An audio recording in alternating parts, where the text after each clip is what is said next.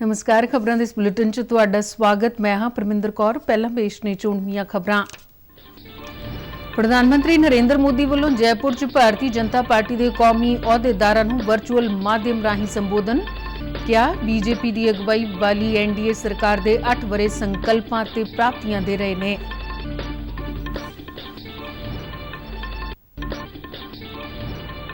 नवजोत सिंह सिद्धू ने अदालत में आत्म समर्पण करने लई सुप्रीम कोर्ट तो 1 हफ्ते का समा मंगिया। सुप्रीम कोर्ट वालों उन्हां दी पटीशन ते फौरी तौर ते सुनवाई करन तो इनकार।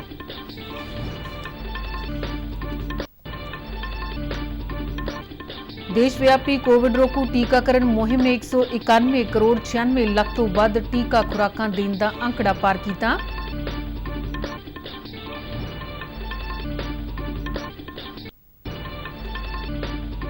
पंजाब सरकार ने कहा कि झोने की सीधी बिजाई लई बिजली की घाट नहीं आउण दित्ती जावेगी।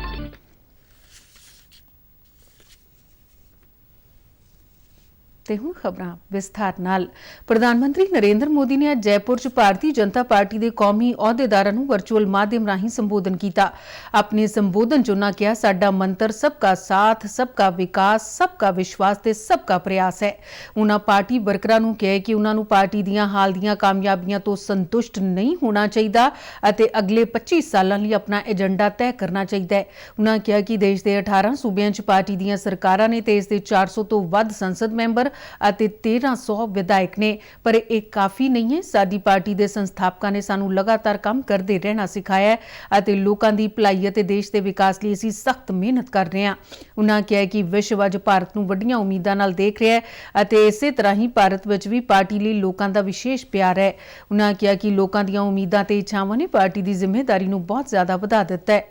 दुनिया आज भारत को बहुत उम्मीदों से देख रही है। ठीक वैसे ही भारत में भाजपा के प्रति जनता का एक विशेष स्नेह अनुभव हो रहा है। देश की जनता भाजपा को बहुत विश्वास से, बहुत उम्मीद से देख रही है। देश की जनता की आशा आकांक्षा हमारा दायित्व तो बहुत ज्यादा बढ़ा देती है।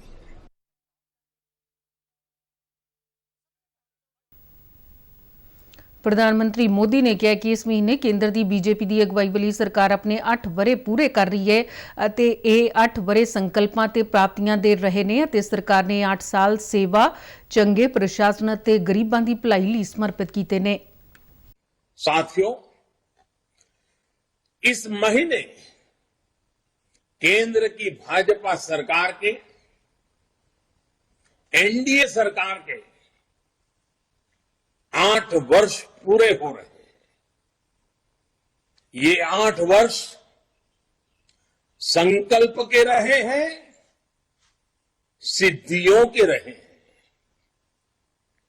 ये 8 वर्ष सेवा, सुशासन और गरीब कल्याण को समर्पित रहे हैं। पंजाब कांग्रेस के साबका प्रधान नवजोत सिंह सिद्धू नूं अज सुप्रीम कोर्ट तो उस वेले वड्डा झटका लगा जदों सुप्रीम कोर्ट ने रोड रेज मामले च उन्हां नूं सुनाई गई 1 साल की बामुशक्कत सज़ा के मामले च उन्हां नूं फौरी तौर पर कोई राहत देने तो इनकार कर दिता। सिद्धू के वकील अभिषेक मनु सिंघवी ने सिद्धू की खराब सेहत का हवाला दिंदिआं सुप्रीम कोर्ट में एक पटीशन दाखिल करके उन्हां नूं आत्म समर्पण करने लई 1 हफ्ते का समा दिते जाण की मांग की सी। उन्हां दी पटीशन की सुनवाई करने वाले बेंच ने चीफ जस्टिस सामने मामला रखण दी हदायत दी। सिंघवी ने चीफ जस्टिस कोल इस पटीशन ते तुरंत सुनवाई कीते जाण दी मांग की, पर चीफ जस्टिस ने इस दी इजाजत नहीं दित्ती ते कहा कि वह सर्वोच्च अदालत की रजिस्ट्री कोल जाके पहला अर्जी देण। सुप्रीम कोर्ट ने 1988 के रोड रेज मामले सिद्धू नूं कल 1 साल की बामुशक्कत सज़ा सुनाई सी अते सिद्धू वल्लों अज पटियाला की अदालत विच आत्म समर्पण कीते जाण दी संभावना सी, पर उन्होंने सुप्रीम कोर्ट तो आत्म समर्पण लई अज 1 हफ्ते का समा दिते जाण बारे पटीशन दाखिल की सी। उधर रोड रेज मारे गए गुरनाम सिंह के परिवार ने कहा कि उन्होंने 34 साल बाद इंसाफ मिलिया ते वह सुप्रीम कोर्ट के फैसले तो संतुष्ट ने। ਕੇਂਦਰ ਨੇ ਕਿਹਾ ਕਿ ਭਾਰਤ ਤੋਂ ਉਨ੍ਹਾਂ ਹੀ ਮੁਲਕਾਂ ਨੂੰ ਕਣਕ ਬਰਾਮਦ ਕੀਤੀ ਜਾਵੇਗੀ ਜਿਨ੍ਹਾਂ ਨੂੰ ਆਪਣੀ ਖੁਰਾਕ ਸੁਰੱਖਿਆ ਨਾਲ ਸੰਬੰਧਿਤ ਮੰਗਾਂ ਨੂੰ ਪੂਰਾ ਕਰਨ ਦੀ ਲੋੜ ਹੈ। ਵਿਦੇਸ਼ ਮੰਤਰਾਲਾ ਦੇ ਬੁਲਾਰੇ ਹਰਦਿਮ ਬਾਗਚੀ ਨੇ ਕਿਹਾ ਕਿ ਕਣਕ ਦੀ ਜਮ੍ਹਾਖੋਰੀ ਅਤੇ ਇਸ ਦੀਆਂ ਕੀਮਤਾਂ 'ਚ ਭਾਰੀ ਵਾਧੇ ਨੂੰ ਦੇਖਦਿਆਂ ਕੇਂਦਰ ਨੇ ਕਣਕ ਦੀ ਬਰਾਮਦ ਤੇ ਰੋਕ ਲਾਉਣ ਦਾ ਫੈਸਲਾ ਕੀਤਾ ਸੀ। ਉਨ੍ਹਾਂ ਕਿਹਾ ਕਿ ਕੇਂਦਰ ਸਰਕਾਰ ਖੁਰਾਕ ਸੁਰੱਖਿਆ ਦੇ ਮਾੜੇ ਪ੍ਰਭਾਵ ਨੂੰ ਖਤਮ ਕਰਨ ਲਈ ਵਚਨਬੱਧ ਹੈ ਤੇ ਇਸ ਦੇ ਮੱਦੇਨਜ਼ਰ ਸਰਕਾਰ ਨੇ 13 ਮਈ ਨੂੰ ਕਣਕ ਦੀ ਬਰਾਮਦ ਤੇ ਰੋਕ ਦੇ ਸਬੰਧ ਵਿੱਚ ਕੁਝ ਕਦਮ ਚੁੱਕਣ ਦਾ ਐਲਾਨ ਕੀਤਾ ਸੀ। ਬਾਗਚੀ ਨੇ ਕਿਹਾ ਕਿ ਉਨ੍ਹਾਂ ਦੇਸ਼ ਨੂੰ ਕਣਕ ਦੀ ਬਰਾਮਦ ਕੀਤੇ ਜਾਣ ਦੀ ਇਜਾਜ਼ਤ ਦਿੱਤੀ ਜਾ ਸਕਦੀ ਹੈ ਜਿਨ੍ਹਾਂ ਨੂੰ ਅਨਾਜ ਦੀ ਵਧੇਰੇ ਲੋੜ ਹੈ। ਬੁਲਾਰੇ ਨੇ ਕਿਹਾ ਕਿ ਭਾਰਤ ਨੇ ਅਫਗਾਨਿਸਤਾਨ ਨੂੰ ਕਣਕ, ਦਵਾਈਆਂ ਤੇ ਟੀਕਿਆਂ ਦੀ ਸਪਲਾਈ ਮਨੁੱਖੀ ਆਧਾਰ ਤੇ ਜਾਰੀ ਰੱਖੀ ਹੋਈ ਹੈ। ਕਾਬੁਲ 'ਚ ਦੂਤ ਘਰ ਨੂੰ ਮੁੜ ਤੋਂ ਖੋਲ੍ਹਣ ਬਾਰੇ ਇੱਕ ਸਵਾਲ ਦੇ ਜਵਾਬ 'ਚ ਉਨ੍ਹਾਂ ਕਿਹਾ ਕਿ ਪਿਛਲੇ ਸਾਲ ਅਗਸਤ ਵਿੱਚ ਕਾਬੁਲ ਦੀ ਸੁਰੱਖਿਆ ਸਥਿਤੀ ਤੇਜ਼ੀ ਨਾਲ ਵਿਗੜਨ ਤੋਂ ਬਾਅਦ ਮੰਤਰਾਲਾ ਨੂੰ ਆਪਣੇ ਮੁਲਾਜ਼ਮਾਂ ਨੂੰ ਅਫਗਾਨਿਸਤਾਨ ਤੋਂ ਵਾਪਸ ਲਿਆਉਣਾ ਪਿਆ ਸੀ। ਕੇਂਦਰੀ ਗ੍ਰਹਿ ਮੰਤਰੀ ਅਮਿਤ ਸ਼ਾਹ ਨੇ ਕਿਹਾ ਕਿ ਯੂਨੀਵਰਸਿਟੀਆਂ ਨੂੰ ਵਿਚਾਰਧਾਰਾ ਦੇ ਸੰਘਰਸ਼ ਦਾ ਮੈਦਾਨ ਨਹੀਂ ਬਣਨਾ ਚਾਹੀਦਾ ਬਲਕਿ ਵਿਚਾਰਾਂ ਦੇ ਆਦਾਨ ਪ੍ਰਦਾਨ ਦਾ ਮੰਚ ਬਣਨਾ ਚਾਹੀਦਾ ਹੈ। ਦਿੱਲੀ ਯੂਨੀਵਰਸਿਟੀ ਵੱਲੋਂ ਕਰਵਾਏ ਗਏ ਸਵਰਾਜ ਤੋਂ ਨਵੇਂ ਭਾਰਤ ਤੱਕ ਦੇ ਭਾਰਤ ਬਾਰੇ ਅੰਤਰਰਾਸ਼ਟਰੀ ਸੈਮੀਨਾਰ ਨੂੰ ਸੰਬੋਧਨ ਕਰਦਿਆਂ ਉਨ੍ਹਾਂ ਕਿਹਾ ਕਿ ਕੋਈ ਵੀ ਵਿਚਾਰਧਾਰਾ ਬਹਿਸ ਅਤੇ ਚਰਚਾ ਨਾਲ ਹੀ ਅੱਗੇ ਵਧ ਸਕਦੀ ਹੈ। ਦੇਸ਼ ਦੀ ਨਵੀਂ ਰਾਸ਼ਟਰੀ ਸਿੱਖਿਆ ਨੀਤੀ ਦੀ ਸ਼ਲਾਘਾ ਕਰਦਿਆਂ ਸ਼ਾਹ ਨੇ ਕਿਹਾ ਕਿ ਪਹਿਲੀ ਅਜਿਹੀ ਨੀਤੀ ਹੈ ਜਿਸ ਦਾ ਕਿਸੇ ਵੱਲੋਂ ਵਿਰੋਧ ਨਹੀਂ ਕੀਤਾ ਗਿਆ ਬਲਕਿ ਸਾਰਿਆਂ ਨੇ ਇਸ ਦਾ ਸਵਾਗਤ ਕੀਤਾ ਹੈ। ਉਨ੍ਹਾਂ ਕਿਹਾ ਕਿ ਸਾਲ 2014 ਤੋਂ ਲੈ ਕੇ ਹੁਣ ਤੱਕ ਦੇਸ਼ ਨੇ ਕਈ ਉਪਲਬਧੀਆਂ ਹਾਸਲ ਕੀਤੀਆਂ ਨੇ ਤੇ 80 ਕਰੋੜ ਲੋਕ ਆਪਣੇ ਆਪ ਨੂੰ ਦੇਸ਼ ਦਾ ਹਿੱਸਾ ਮੰਨਣ ਲੱਗ ਪਏ ਨੇ। ਪ੍ਰਧਾਨ ਮੰਤਰੀ ਨਰਿੰਦਰ ਮੋਦੀ ਦੀ ਸਰਕਾਰ ਦੀਆਂ ਪ੍ਰਾਪਤੀਆਂ ਦਾ ਜ਼ਿਕਰ ਕਰਦਿਆਂ ਗ੍ਰਹਿ ਮੰਤਰੀ ਨੇ ਕਿਹਾ ਕਿ ਭਾਰਤ ਅੱਜ ਵਿਸ਼ਵ ਦਾ ਤੀਜਾ ਸਭ ਤੋਂ ਵੱਡਾ ਸਟਾਰਟਅਪ ਈਕੋਸਿਸਟਮ ਬਣ ਗਿਆ ਹੈ। ਸੜਕ ਟਰਾਂਸਪੋਰਟ ਅਤੇ ਹਾਈਵੇਜ਼ ਮੰਤਰੀ ਨਿਤਿਨ ਗਡਕਰੀ ਨੇ ਕਿਹਾ ਕਿ ਅੰਮ੍ਰਿਤਸਰ ਬਠਿੰਡਾ ਜਾਮਨਗਰ ਗ੍ਰੀਨਫੀਲਡ ਕੋਰੀਡੋਰ ਪੂਰੀ ਸਮਰੱਥਾ ਨਾਲ ਬਣਾਇਆ ਜਾ ਰਿਹਾ ਹੈ। ਟਵੀਟਾਂ ਦੀ ਲੜੀ 'ਚ ਗਡਕਰੀ ਨੇ ਕਿਹਾ ਕਿ ਕੋਰੀਡੋਰ ਭਾਰਤੀ ਨੈਸ਼ਨਲ ਹਾਈਵੇ ਅਥਾਰਟੀ ਵੱਲੋਂ ਵਿਕਸਿਤ ਕੀਤੇ ਜਾ ਰਹੇ ਮਹੱਤਵਪੂਰਨ ਗ੍ਰੀਨਫੀਲਡ ਕੋਰੀਡੋਰਾਂ ਵਿੱਚੋਂ ਇੱਕ ਹੈ ਅਤੇ ਇਸ ਨੂੰ ਅਗਲੇ ਸਾਲ ਸਤੰਬਰ ਤੱਕ ਪੂਰਾ ਕਰਨ ਦਾ ਟੀਚਾ ਮਿੱਥਿਆ ਗਿਆ ਹੈ। ਉਨ੍ਹਾਂ ਦੱਸਿਆ ਕਿ ਬੀਕਾਨੇਰ ਤੋਂ ਜੋਧਪੁਰ ਤੱਕ ਦੇ 270 ਕਿਲੋਮੀਟਰ ਸੜਕ ਦੇ ਹਿੱਸੇ ਨੂੰ ਇਸ ਸਾਲ ਤੱਕ ਪੂਰਾ ਕਰਨ ਅਤੇ ਲੋਕਾਂ ਲਈ ਖੋਲ੍ਹਣ ਦਾ ਟੀਚਾ ਰੱਖਿਆ ਗਿਆ ਹੈ। ਗਡਕਰੀ ਨੇ ਕਿਹਾ ਅੰਮ੍ਰਿਤਸਰ ਬਠਿੰਡਾ ਜਾਮਨਗਰ ਕੋਰੀਡੋਰ ਕੁੱਲ 26,000 ਕਰੋੜ ਰੁਪਏ ਦੀ ਪੂੰਜੀ ਨਾਲ ਵਿਕਸਿਤ ਕੀਤਾ ਜਾ ਰਿਹਾ ਹੈ ਤੇ ਇਹ ਅੰਮ੍ਰਿਤਸਰ, ਬਠਿੰਡਾ, ਸੰਗਰੀਆ, ਬੀਕਾਨੇਰ, ਸੰਚੌਰ, ਸਮਖਿਆਲੀ ਅਤੇ ਜਾਮਨਗਰ ਦੇ ਆਰਥਿਕ ਸ਼ਹਿਰਾਂ ਨੂੰ ਜੋੜੇਗਾ। ਉਨ੍ਹਾਂ ਕਿਹਾ ਕਿ ਸਰਕਾਰ ਦੇਸ਼ ਭਰ ਵਿੱਚ ਬੁਨਿਆਦੀ ਢਾਂਚੇ ਦੇ ਵਿਕਾਸ ਲਈ ਵਚਨਬੱਧ ਹੈ।